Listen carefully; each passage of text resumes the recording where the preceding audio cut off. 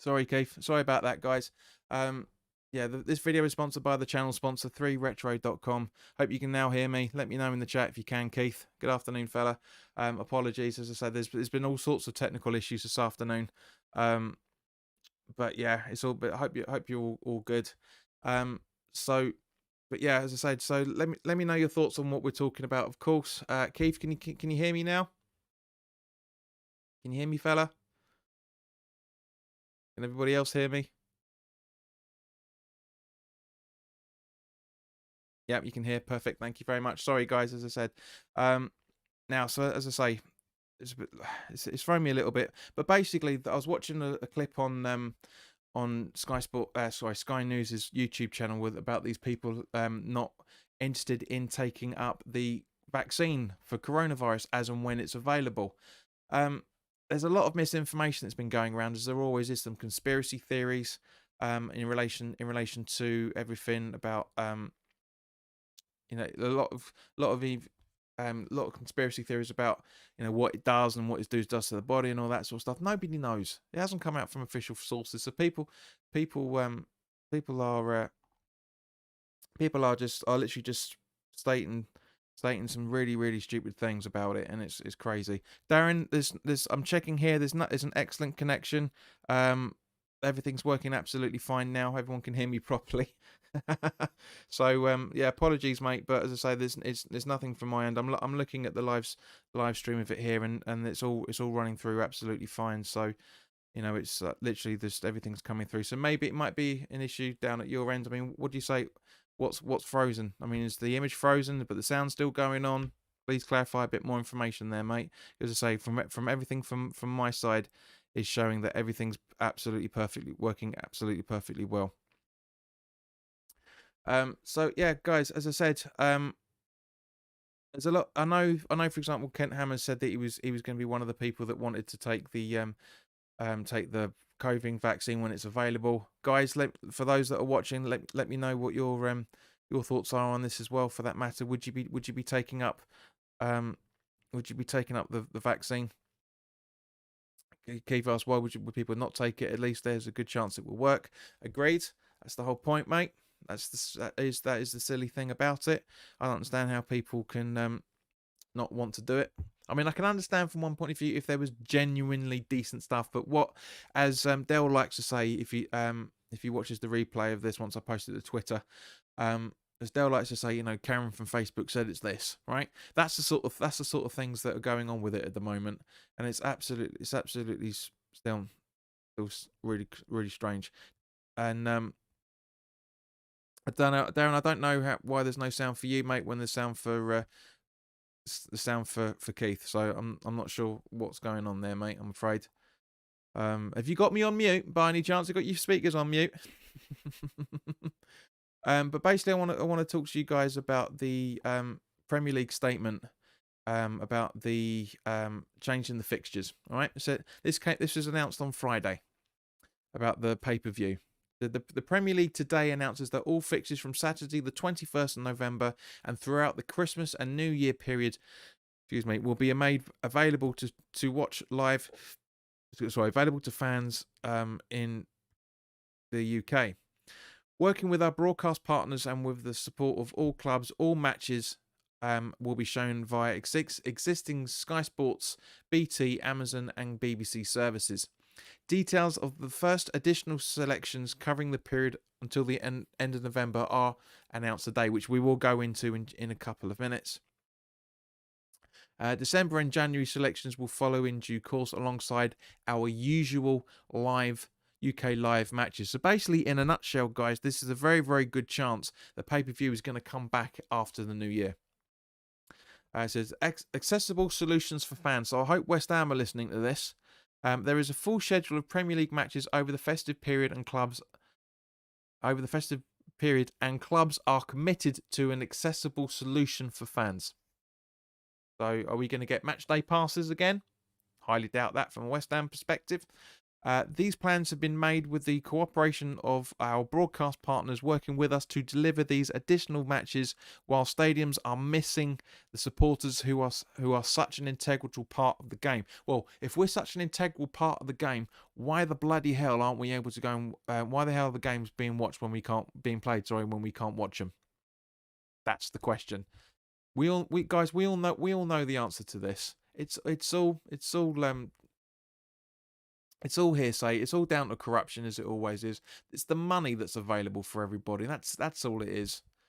And it also says review in the new year. So the agreement will be reviewed in the new year following consultations with clubs, broadcast partners, and in line with any decisions made by government regarding the return of spectators to the stadium.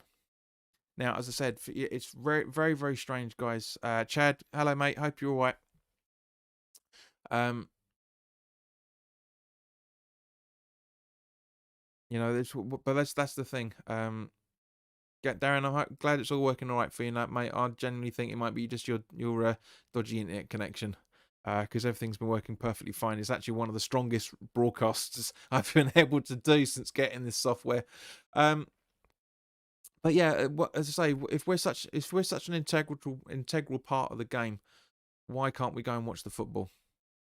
In terms of that, sorry, why are the games being played? I obviously know why we can't go and watch it, but why are the games being played without us? That's the main thing.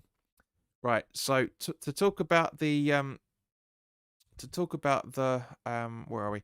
So let's talk about the revised schedule. As far as West Ham's concerned, there's no change. There's absolutely no change. But there are a couple of subtle changes, so I'm going to talk to you about it, guys, just in case you want to know about it. 21st of November, 12:30, Newcastle versus Chelsea, and 3 o'clock, Aston Villa versus Brighton, both on BT Sport. Spurs versus Man City, 5:30, Sky Sports, and 8 o'clock, Man United versus West Brom, BT Sport. So you've got 3 games on BT Sport available this time next week. Sunday, the 22nd of November, Fulham versus Everton, which was meant to be Sky Box Office, if I remember correctly, is now a 12 o'clock kickoff and will be live on BBC Sport. 2 o'clock, Sheffield United versus West Ham, Sky Sports. So as always, guys, come and join me for 5 minutes to 2 when we next Sunday when we talk about that game. And we'll be doing the watch along live as always. Where are we? And then 4:30, Leeds versus Arsenal, and 7:15, Liverpool versus Leicester, both on Sky Sports. Surprise, surprise. Monday, the 23rd of November, Burnley versus Crystal Palace, 5:30 kickoff, and 8 o'clock of Wolves versus Southampton, both on Sky Sports. Friday, the 27th of November, Crystal Palace versus Newcastle, which again, if you remember correctly, was meant to be BT Sports BT Box Office, is now on Amazon Prime at 8 o'clock on that Friday. 28th of November, Brighton versus Liverpool at 12:30, Man City versus Burnley, 3 o'clock, both on BT Sport. Everton versus Leeds at 5:30, and West Brom versus Sheffield United at 8 o'clock, both on Sky Sports. So an even divvy up from that side of things. 29th of November, Southampton versus Man United at 2 o'clock. Chelsea versus Spurs at 4:30, and 7:15, Arsenal versus Wolves. All 3 games live on Sky Sports. And Monday, the 30th of November, 5:30, Leicester versus Fulham at Sky Sports, and 8 o'clock, West Ham versus Aston Villa, Sky Sports. So so it's nice to see from that point of view where we've actually got some normality. But this is what I'm worried about: is that obviously the December schedule is about to be announced within the next couple of weeks, so we'll have to keep an eye out for that. Of course, when that drops, we'll have a live chat as well, for that matter. Guys, give me your thoughts on what's all this thing's about as well. So Keith asks, why can't live TV shows be on and football fans or crowds in general not be allowed? Stupid. Yeah, it's money, mate. It's corruption. That's all it is. It's all it is, fella. It's all it is. Chad asks, have there scrapped the Sky Sports charges to watch the matches? Chad, as I said, mate, these aren't box office anymore. These are live on BT and Sky and Amazon and BBC. That's it. No box office. Keith says, "Bloody hell, Sky Sports have a lot, don't they?" Yeah, they do, because they're the biggest stakeholder in the TV rights. So you know, the majority of the post lockdown games for the end of last season the majority of them were on Sky Sports. That was it.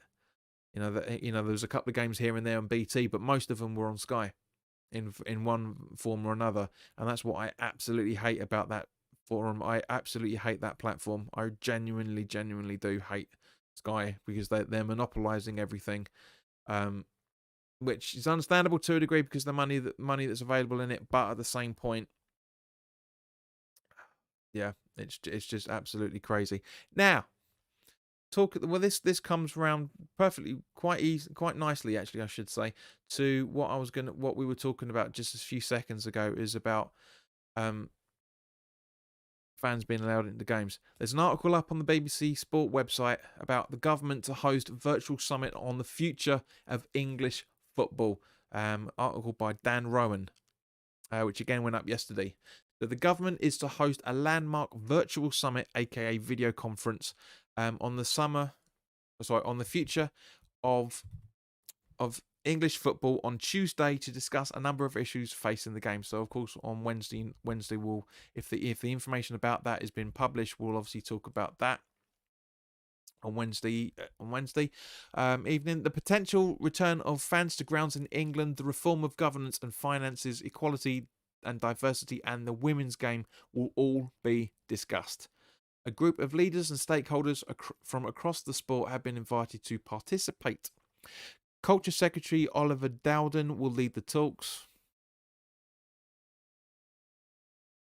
They are designed to bring football's various authorities closer together after a period of tension. The heads of the Football Association, Premier League, English Football League, National League, Professional Footballers Association, and Kick It Out have all been invited, along with the leaders from the women's game and fans' representatives. That'd be a very interesting conversation, that will be. The meeting comes amid an unprecedented financial crisis in English football, with fans prevented from attending professional matches since March. There have been weeks of wrangling between the Premier League and the EFL over a rescue package, and the FA is searching for a new chair after, as we talked about on Wednesday, Greg Clark resigned over offensive comments made in front of a parliamentary committee earlier this week. There's also been division between the football authorities over the future of the structure of the game since the leak of Project Big Picture proposals in October, which again we talked about. Both the Premier League and the government have committed to comprehensive reviews, but there have also been demands for an independent regulator to be established. So basically what it means, guys, is they're literally going to be reviewing everything. All the shareholders within the Premier League teams are going to be there.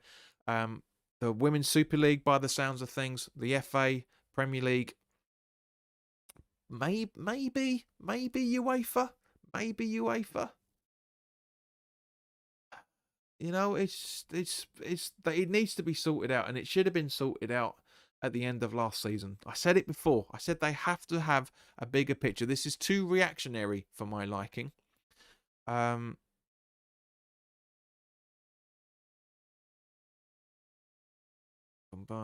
says it's about our game on Sunday, way past his bedtime.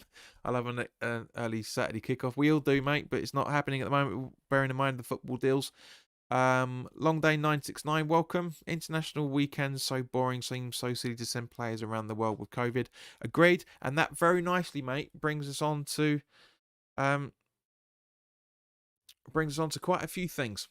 Yeah, because as we all heard a couple of days ago, or yesterday, I think it was yesterday afternoon, Mo Salah has been tested positive for coronavirus. Republic of Ireland midfielder Alan Brown tested positive for coronavirus after the game on Thursday evening, which means Darren Randolph and Declan Rice are being heavily tested to see what their situation is. We're understanding late last night that Yarmolenko is proving has also been tested positive for his time in Ukraine. I'm sure there's going to be a lot of other players that are going to be proving being tested for coronavirus as well. So it's strange. It's very very odd. We are in very odd times, but long day. You're absolutely right there, fella. Absolutely right. We shouldn't be in this situation when it comes to this. It's stupid that players are being able to play. Like for example, the England Iceland game is now going to go ahead at Wembley. I think it's Wembley, because the government have given the Icelandic team permission to come and attend. It's a national lockdown country, both sides. People have to be isolated to come over from Iceland and a few other places. What on earth is happening?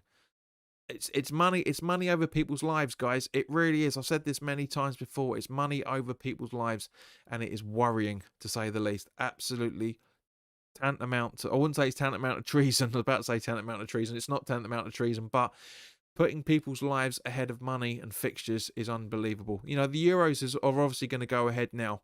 I know they're talking about bringing fans in for next season, but the way things are going, guys, I'll be very very surprised if any fan within England is able to go to a football game by summer, by the end of May.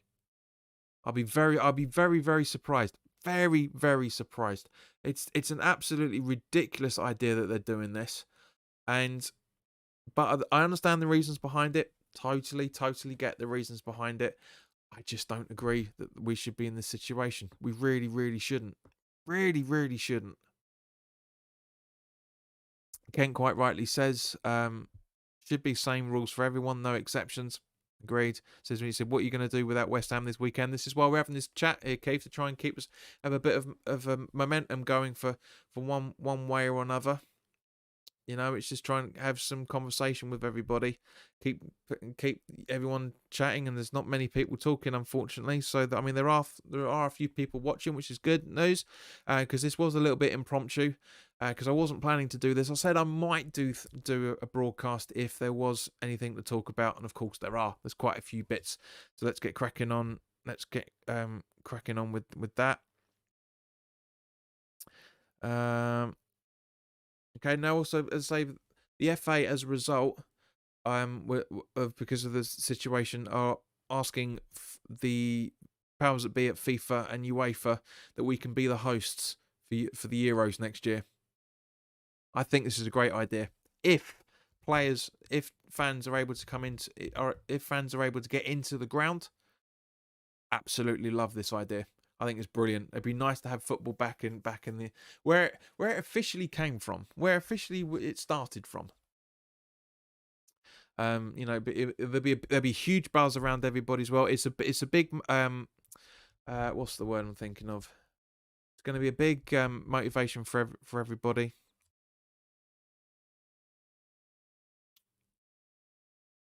Show Keith's message because it's fine. Yeah, why are they bloody allowed to travel and shit? Bloody outrage! It is, mate. It is.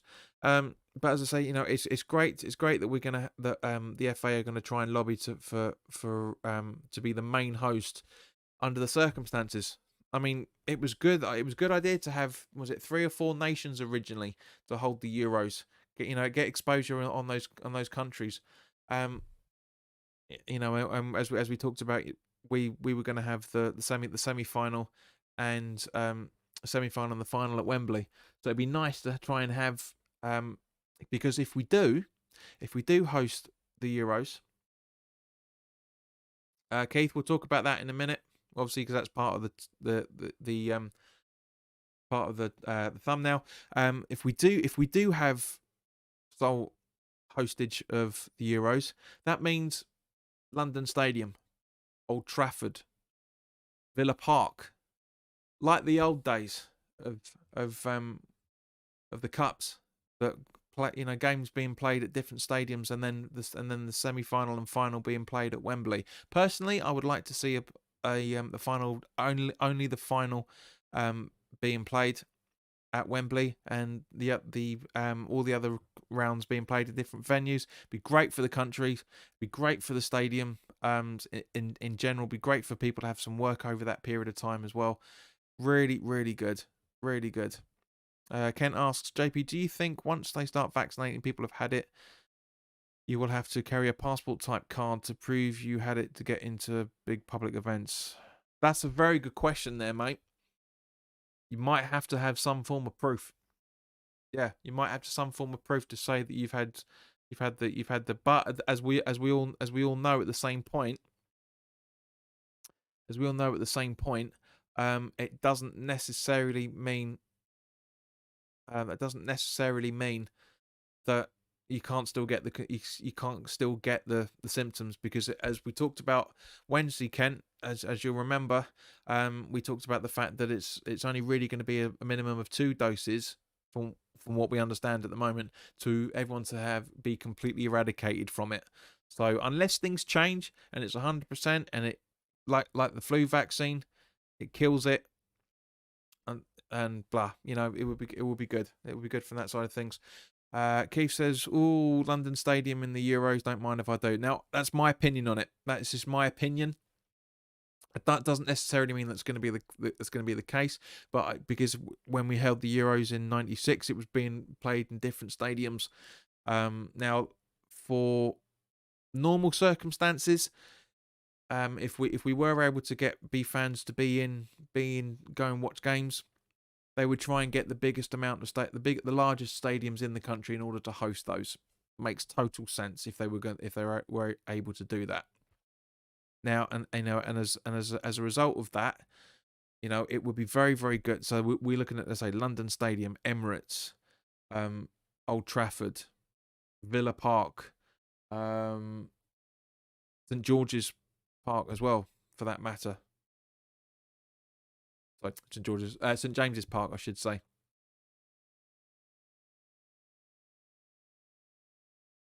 Be very, very good. Keith says I could sleep for about 120 hours until West Ham play. Good option. It says, I know it's only a 90% great step forward. It is. It is with the vaccine, mate. Completely. So apologies, guys, for running late. As I said, a few technical issues. I've got my normal recording camera set up with this new OBS now. So if the picture goes black, don't worry. Everything's still going to be fine. If this little box here goes black, it just means that the camera's timed out. I didn't figure out a way in time to switch that, to get rid of that. But we should be okay. But don't worry about it. All right. So the next thing on it is, as I say, Burnley have introduced this really, really good community setup at their stadium, and I really, really wish that Burnley would do that. Similar clubs would follow in the same sort of guise. They've set up a program for 16 to 25-year-olds in the local community. It's going to be called More, MOOR, aka Turf More, for your future. And now this started up in October. I'm surprised nobody has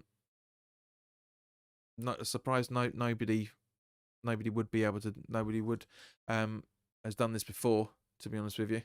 Kent says all England games were at Wembley in Euro '96. Were they? Apologies. I thought they were all spread around the country. I genuinely thought they were, but so yeah, I'm not arguing with you in any shape or form. You're the oracle when it comes to football, mate. But as I said, I think this time round, because of the state that we're in, it would be a good idea to have all the large stadiums around the world, around the country, host them, rather than just culminate everything in London for obvious reasons. But anyway, as I say, going back to the Burnley, more for your future.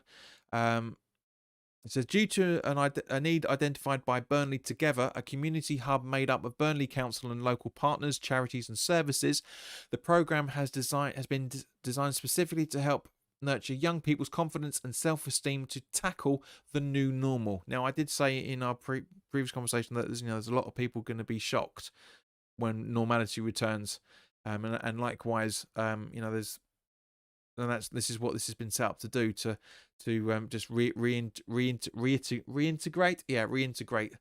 people back into the world. Sessions will help young people to gain the necessary skills to help secure employment, improve their character and personal skills, boost confidence, and will cover areas surrounding resilience, problem solving. Sorry, I did warn you.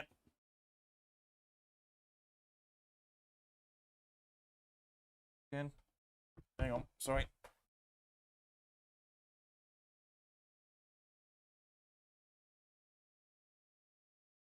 There you go. Let's back to normal.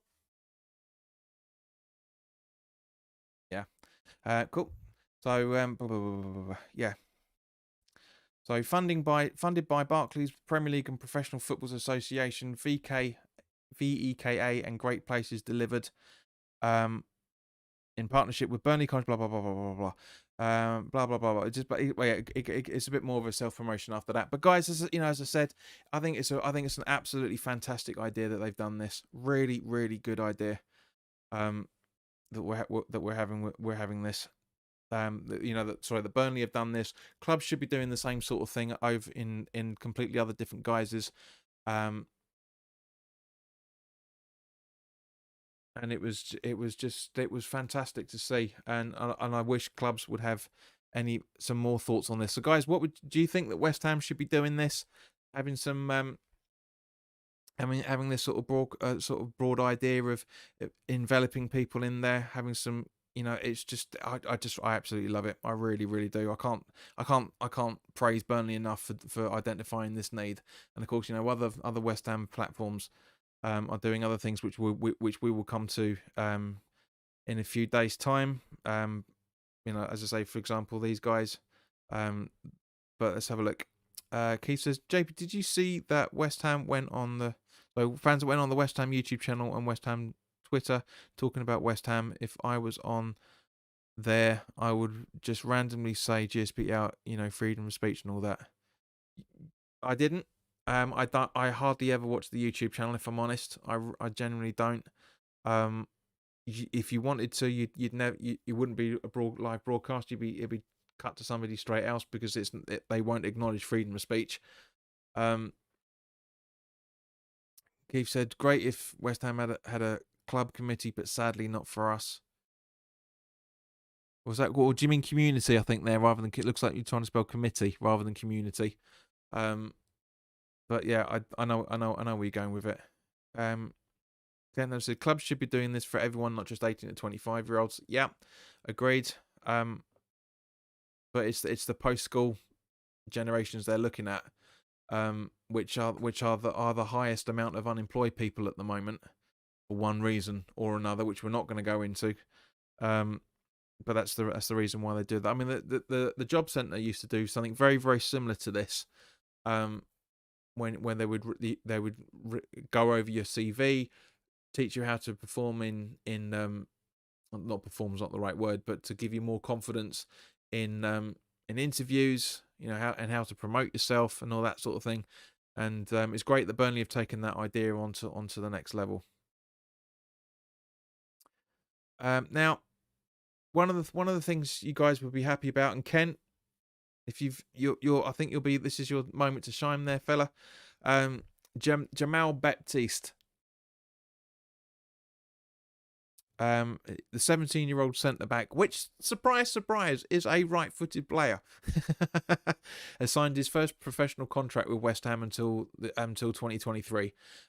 Now Terry Wesley has said is called him, and I'm quoting Terry here, where it says one of the finest young prospects at the club, without any doubt, is Jamal Baptiste, who believe me is going to be a monster player in the Issa Diop mould. I see him as exactly that, the new Issa Diop. He's got everything: height, power, pace, and is already at such a young age making a serious impact on the under 23s.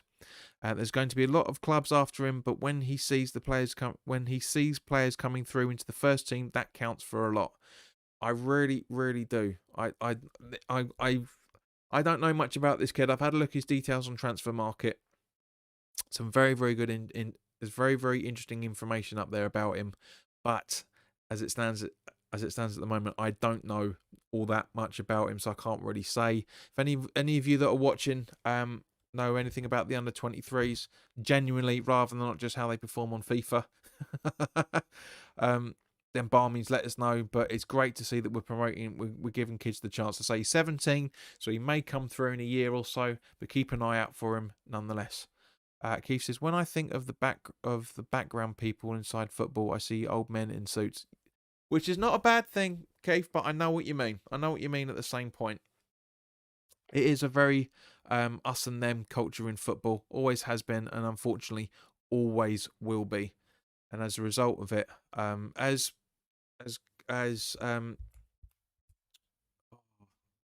as Gareth Southgate said the other day, football needs to change and needs to be at the forefront of change at the same point. You know, because there's nothing wrong. There's nothing wrong with having men in suits, mate. Nothing wrong with that. You know, I used to be one when I was in the office. I used to be one, but it's not. It's all jobs for the boys in the Premier League and the FA and all that sort of stuff. And that's when that's and that's how things are. You know, that was the thing. It'd be it's just how things are, unfortunately. But you know, and things I'm sure are going to change. But of course, now let's get round to the main topic that I know we all wanted to talk about. Yeah, West Ham have confirmed that the final planning approval has now been confirmed for the installation of a new statue at London Stadium honouring our three most famous sons, Bobby Moore, Sir Geoff Hurst, and Martin Peters. The statue to be located at Champions Place and unveiled as the focal point of the club's 125th anniversary before the end of this season, is part of their continued support to bring our rich heritage and history across from Upton Park to the London Stadium. Now, I said after it was decided that the three original champion statue would remain at the junction of Barking Road and Green Street, adjacent to our former home at the bowling ground, it was the club's immediate intention to commission and fund a new statue, which they did. We talked about it last year. The submission of a minor non-material amendment was required for a new design, and this has now been formally approved. The design of the statue itself has also been finalised with the full involvement, input and approval of Sir Geoff Hurst, Roberta Moore, obviously son of Bobby, and the family of Martin Peters. The process will now move to the next phase, ready to be cast in bronze at a foundry. Yeah,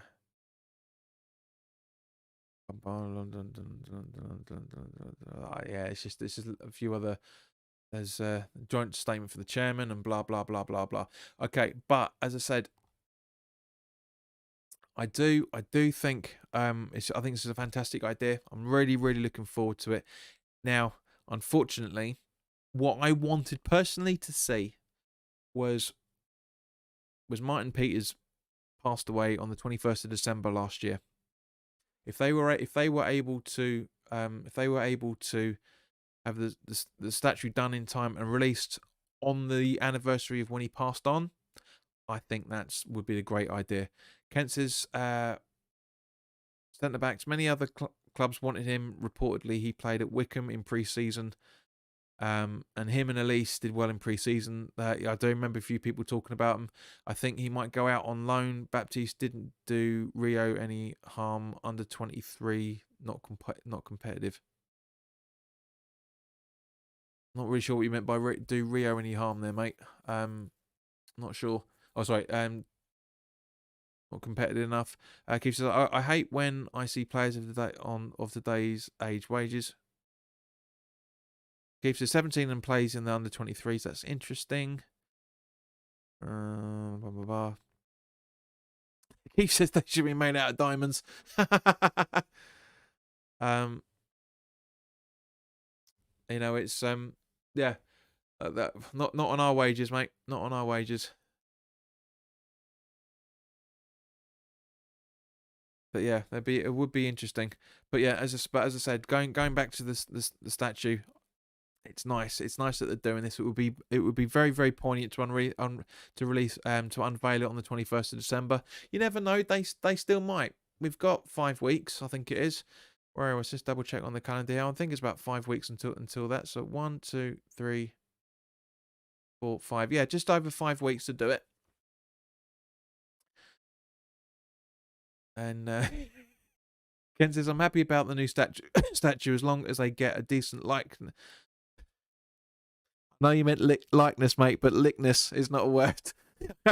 Likeness of them, and it doesn't turn out like Ronaldo's thing did. Yeah, agreed, man. That was hysterical. That really was funny. That really was funny. Now, obviously, guys, we've got the on next Sunday, we've got the Sheffield United game. And it was interesting. It was good to see that Ogbona's is apparently going to be fit for the squad. Fantastic for that. And as is Mikey. Antonio's going to be fit. Let's let me just have a quick look on Premier injuries to see if there's been any updates over it. I don't think there has been. Have a quick goozy.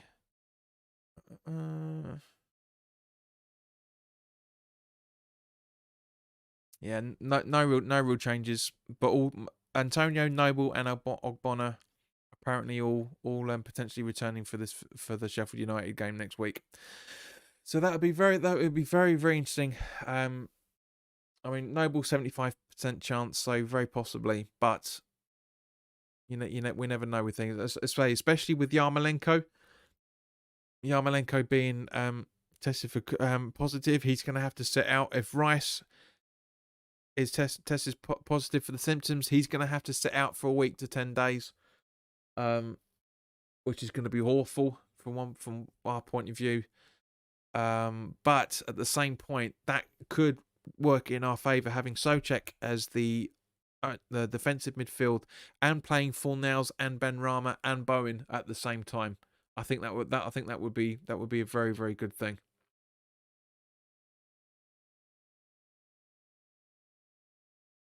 I think it'd be a very good thing. Kent says, I meant Rio went out on loan, helped him a lot at Bournemouth under 23 football, not competitive enough for players need to play league football. Yeah, agreed. But you never know, mate. Baptiste may go out on loan in January.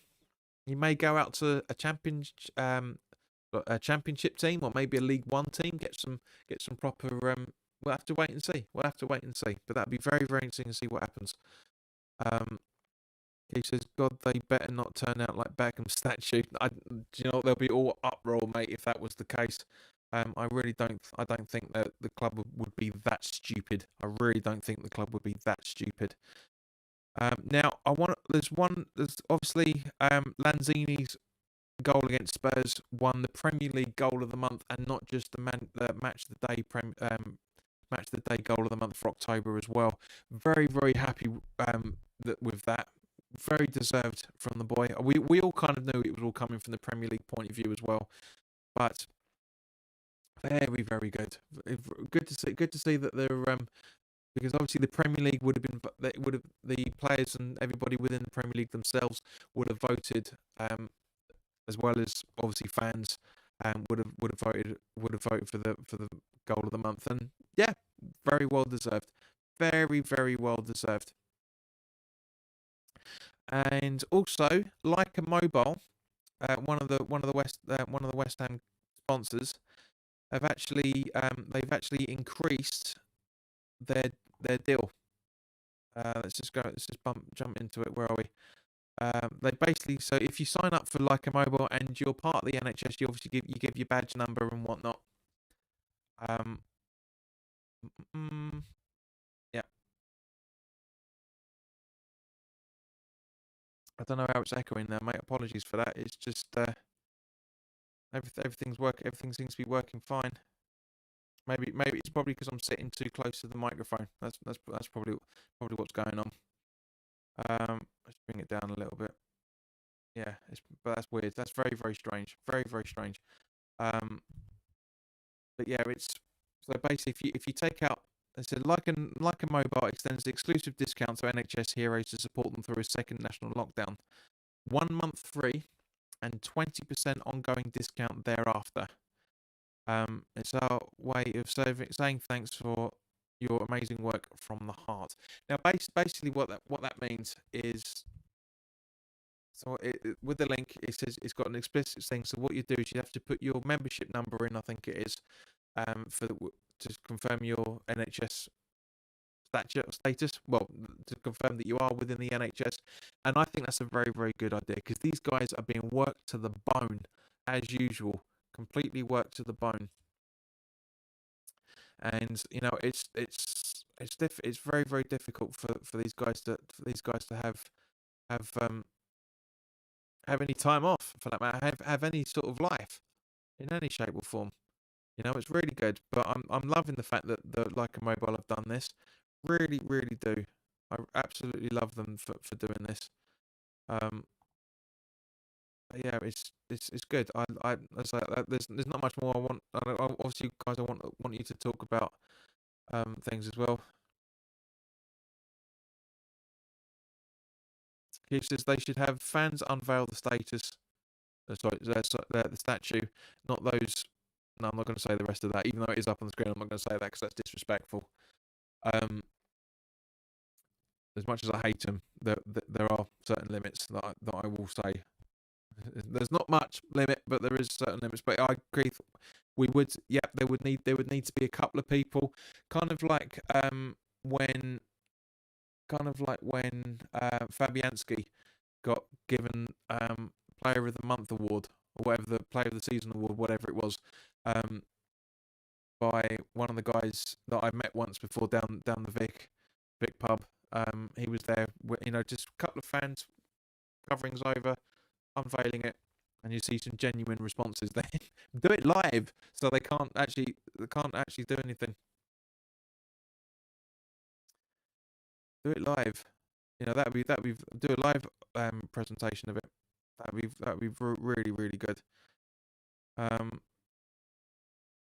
And also the last thing I want us to talk about is, because there's more of a conversation going in the live chat than there is involved in here, which is fine. Is that coming at the end, so coming at the start of next season, is all teams in English football are going to be trialing the concussion substitute. Now, basically what it says is trials for concussion substitutes are set to begin in English football next season, despite authorities originally claiming to implement them from this coming January. Which is again correct. It was meant to happen. Again, we did talk about it. The new rule will allow permanent substitutions to be made if a player suffers a head injury, even if all replacements have already been used. To avoid a potential abuse of the rule, opposition teams will also be able to make a change at the same time. Okay. The trials are set to be discussed by lawmakers on the 23rd of November, so it's not going to be quick enough. It's not going to be. It's going to be too quick in order for the new things to go through.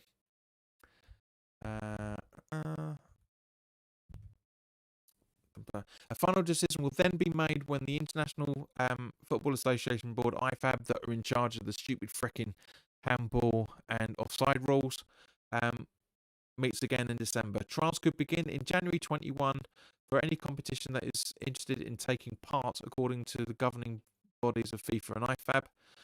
It is understood the Premier League and the Football Association would be in favour of changes, but are awaiting further details and are unlikely to implement them midway through a season. Concussion substitutes were due to take place in the football competitions at the 2020 Tokyo Olympics before the games were postponed because of the coronavirus. Brain injury charity Headway said a potential delay until next season was a concern, and it would prefer temporary substitutions being used as they are in rugby union, where doctors are given 10 minutes to assess a head injury. Completely agree with that, because obviously there would be 10 minutes of extra time as a result of it, but I understand what they're thinking behind it. Headway Deputy Chief Executive Luke Griggs told BBC Sport, "I can understand why these things need to be trialled in order to get the infrastructure around it complete. But there has been meeting after meeting and proposal after proposal about head injury substitutions for so many years And here we are at the end of the 2020 and still nothing has happened. 5 substitutions were brought in to help with the condensed calendar because of coronavirus, so it shows football can make rapid change when it wants to. I completely agree. On the subject of temporary substitutions, it is not a perfect solution, but it gives you more time to make a considered decision about a head injury. Concussion is hard to diagnose and needs a degree of honesty from the player, but with a temporary switch allowed, which of course would turn into a permanent substitution, it avoids the risk of a snap judgment. If it worked in rugby, then why can't it work in football? Totally agree with it. FIFA's concussion expert group said that the protection of players is at its main goal. Sorry, the protection of the players is its main goal, and that a clear and uniform approach is needed, which can operate effectively at all levels of the game.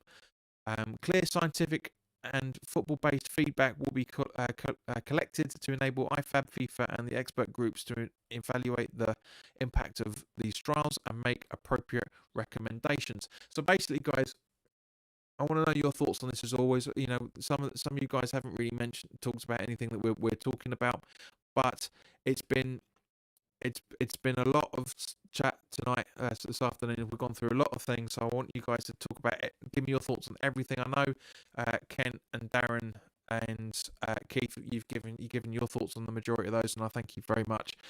But as I said, guys, it's concussion is vital.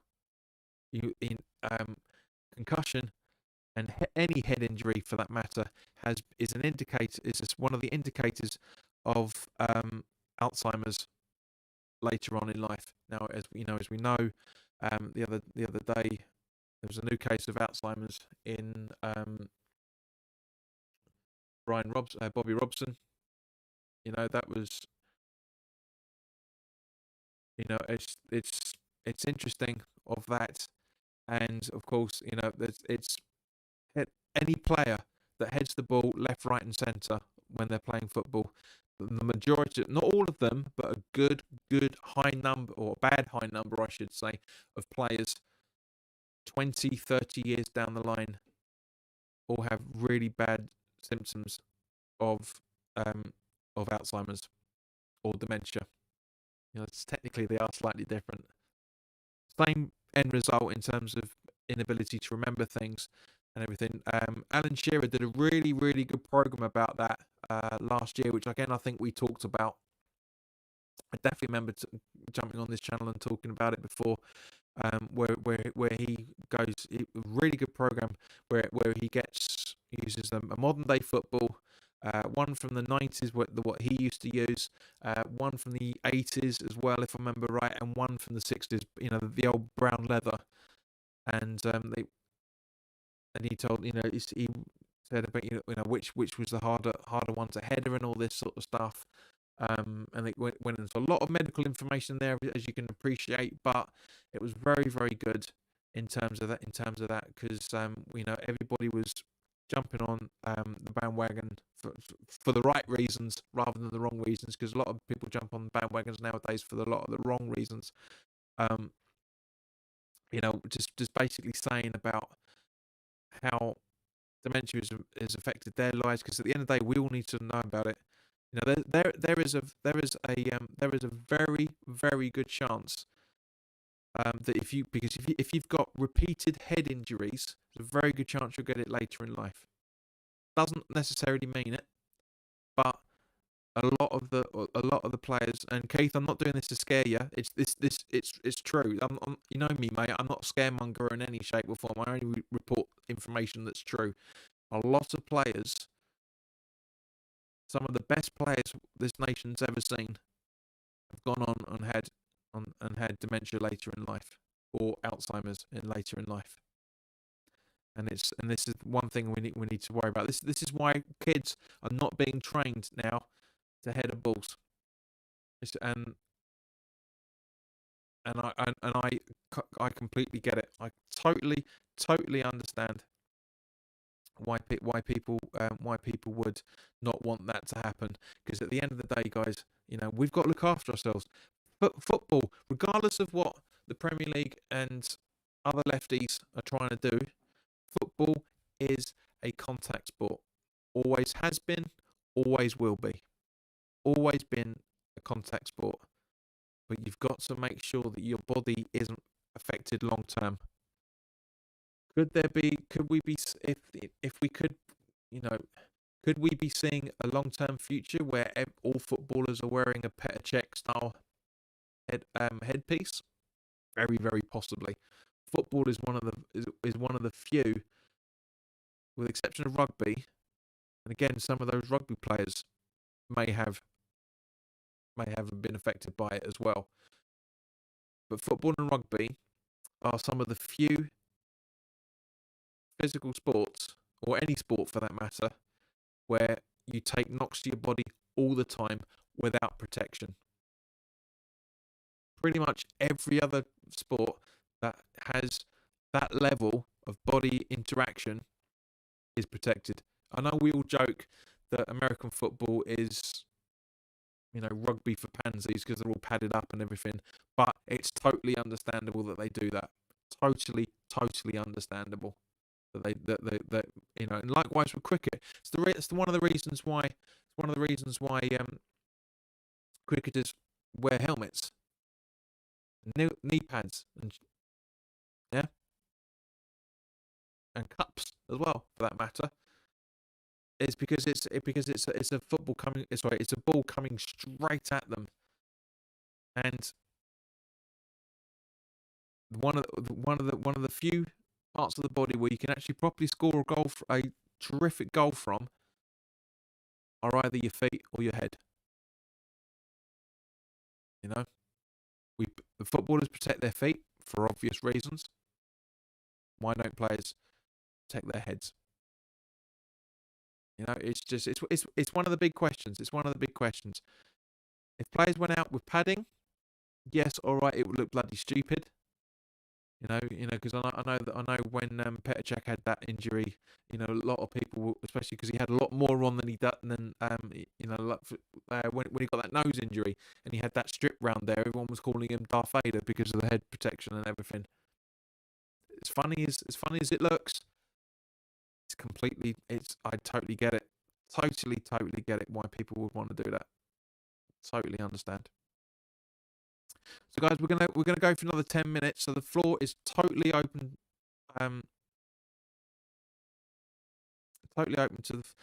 you guys to put your questions in. And good timing there, James. Welcome, fella. Joined late. Are you talking about being banned for under 14s as football as well? Yes, I did mention it a little while about 2 minutes ago. Let's talk about the program that Alan Shearer did, and yes, all the kids have not being taught to head of football, to do headers anymore. So say that the floor is open to you guys for the next 10 minutes. Put your questions in. For those that are watching, it's not a huge amount. I mean, it's understandable that it's Saturday afternoon without football. Some people are very pleased that there's no football, and some people aren't. For those that aren't, this is why this has gone up in lieu of a watch along, as we normally would do. So guys, put your questions in. Any question whatsoever, within limits, of course, Keith, before you do anything. But yeah, it'd be interesting. I mean, I'll have a look to see if there's anything else worthwhile talking about, but I don't think there is. Let's have a goosey.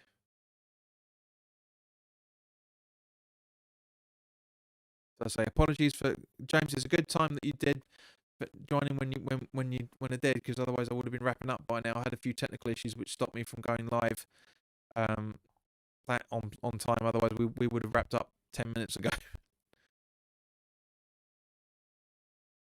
So there's nothing there.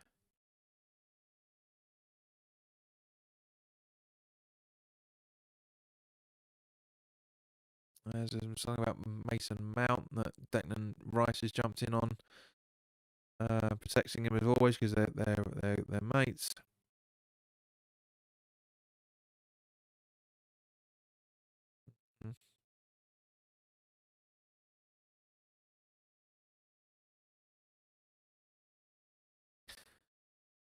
There's just the technology of making a football has changed over the years. It has. It's got a lot less heavier material, and therefore the ball will fly round in a better area. So I mean, Darren, you obviously play catch up rather than just do it live. Moyes has said he now wants to go back to 5 substitutes. Would you accept that if it became the norm for football? To be honest with you, mate, no. I wouldn't. I wouldn't want that to become the normal football because Moyes. We were going to talk about this on Wednesday, but we ran out of time. Moyes did say that he now agrees bringing it in. You're absolutely right there, James. But he did say he doesn't agree with it because it will give the bigger squads and the better squads more flexibility. You know, hang on, sorry guys. Really got to try and figure out how we do this. That's it. Right. Yeah. Apologies. Yeah. It's just my camera going timing out. Got to figure out how you turn that off. But yeah, as I said, I understand the reasons behind it, but especially when it was with lockdown because we were playing games once every 3 or 4 days. Now it's back to the usual schedule. I don't really see the point in it. I really, really don't. It will suit the players, the teams that are playing in Europe and playing in cup runs and all that sort of stuff. So from that side of things, totally agree with why they're saying that. 100%.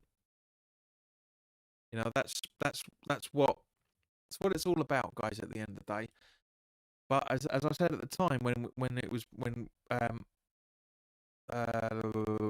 Klopp was whining about the fixture schedule, if you don't want to have a busy fixture, don't go for the cups. Don't go for Europe. Don't try and win the league. It's as simple as that. You can't go all out, all guns blazing, getting all the glory and complaining about having the glory. You can't. It's just stupid. He's just glad to see West Ham getting recognised for goal of the month. James said, what if it had to be the 2 extra players are youth players or homegrown? In principle, I can see why you're thinking that, mate. But that could be a game changer. But I would love to see it. It's a brilliant thing. But that would be because I guarantee, for example, let's say for example, as we were talking about earlier, James. I know you went here. We were talking about Baptiste signing his new contract, his first professional contract with the club. Say for example, if Ogbonna, right, picks up a twig, and they bring on with 15, 20 minutes to go, like he did against Fulham, and they bring on Baptiste. We bring on Baptiste as a result. Guarantee you, for those 15, 20 minutes, the manager will say, right, that's his debut. Go and target him, and as a result of it, it would absolutely screw the game up. Which is why you've got to be very, very careful at the times when you bring in your juniors. But in theory, mate, I get it. I would love to see it. I'm all for one, like everybody else. I'm all for having kids coming into the setup and getting their experience and learning the professional game at the highest level. That's at the end of the day. That's what they've been playing the game since they were 8. That's why they were doing it. But yeah, you know, as I said, it's been good. It's been fun. It's been emotional, guys. It's been emotional. I think we're up for about the hour now, by the looks of things. So yes, guys, thank you very, very much for your time. There's not many people asking questions in here, so it looks like it's a good time to wrap it up. So in the meantime, guys, if you're new around here, which I doubt you are because there's not been many people watching, but if you are watching the replay and you like what I'm doing, so apologies for a couple of technical issues here and there, but I'm still getting used to using the broadcast software. Then by all means, please do hit the subscribe button, share this content, put your comments in the comment section below, click like. Of course, if you've enjoyed it, because the more likes this gets, apparently the more widespread it goes on to YouTube and brings in new viewers. I believe that when I see it, but apparently that's what the situation is. So just before we wrap up, Darren says 5 subs, I'd still have no chance of playing back in the day. My position was left back. I was just left back. Thanks, Darren. Nice to see you feeling better, mate, and you're going back on your wind-up merchant gear again. I'll join in on the time next stream. Yep. Switch your notifications on, James. I know they don't always work. But James, I always have a tweet 5 minutes before we go live. I mean, the technical issues this time around. But James, if you're not already following the channel on Twitter, by all means, please do so, because you'll see the tweet saying we're going live in a few minutes, and therefore that'll give you the prep time. But in the meantime, guys, yeah, as I said, just look after yourselves as always. I'll be recording the preview for the Sheffield United game this week, of course, because that's on Sunday. It will be available on Friday for YouTubers, and for our three Patreons, Andy Miles, Wally World, and Rick Cougar. I can never remember how you pronounce it properly. You guys will be able to see it 24 hours in advance, but that will be recorded this week. We'll try and, obviously, as I say, if there's anything to talk about midweek, I mean, I'm guessing there will be a lot to talk about, because on Tuesday night, for James, who joined late, on Tuesday there's a meeting about the future of football in Britain under the lockdown, so under COVID for that matter. So I'm sure we'll have a lot to talk about on Wednesday. I'll try and do one. If there's enough information to talk about, I'll try and do a live stream. But guys, thank you very much for your time. As I say, also for that matter, as you can see from down here, I've removed the with John stuff because I thought it was a bit egocentrical, to be honest with you. I know I've been doing it for a good few months, but they're now going to be called They're going to be called weekly live chats. It's not going to be live chat with John anymore. It's going to be weekly live chat. I mean, it's still going to be me hosting them, of course, but it's still going to be live, and weekly. So nothing has changed. It's going to just change the name of it because it looks a bit pretentious, if I'm honest. But anyway, guys, in the meantime, look after yourselves, and I'll see you very soon. Take care.